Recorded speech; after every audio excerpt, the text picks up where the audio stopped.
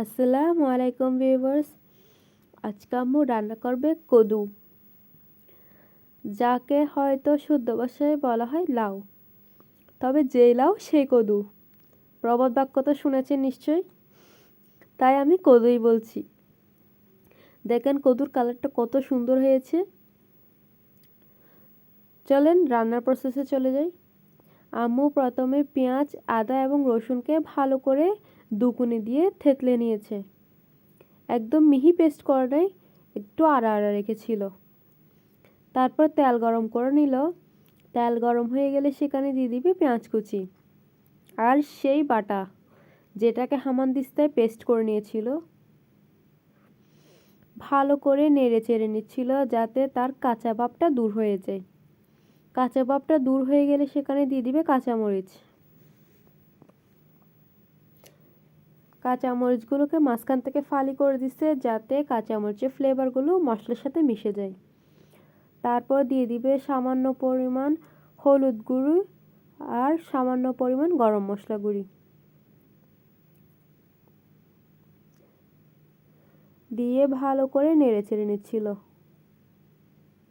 তারপর দিয়ে দিবে একদম অল্প পরিমাণ মরিচ।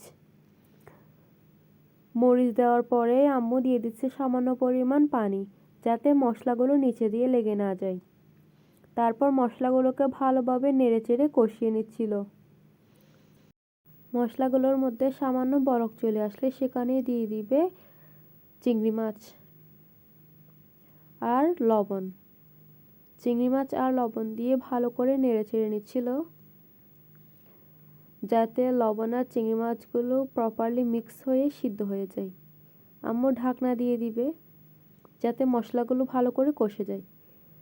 মশলাগুলো কষে গেলে সেখানে দিয়ে দিবে কয়েক টুকরা টমেটো আর আগে থেকে কুচি করে রাখা কদু। কদু দিয়ে চুলার জাল একদম ছোট করে ঢাকনা দিয়ে দিব। 5 থেকে 10 মিনিট পর চেক করে নিব কদুগুলো প্রপারলি সিদ্ধ হয়েছে কিনা। এই দেখেন কদু থেকে কতগুলো পানি বের হয়েছে। আম্মু কিন্তু এক্সট্রা পানি দেয় নাই। কদুগুলোকে ভালো করে নেড়ে চেড়ে আবারও ঢাকনা দিয়ে দিব যাতে কদুগুলো একদম প্রপারলি সিদ্ধ হয়ে যায়। আবারও আমি চেক করে নিচ্ছিলাম কদুগুলো হয়েছে কিনা। এই তো দেখেন কদুগুলো একদম প্রপারলি হয়ে গেছে, তাই সেখানের উপর দিয়ে ধনেপাতা কুচি ছড়িয়ে দিচ্ছিলাম। আর ধনেপাতা কুচি ছড়াতে আমার খুবই ভালো লাগে, তাই হচ্ছে এই কাজটা আমিই করছিলাম।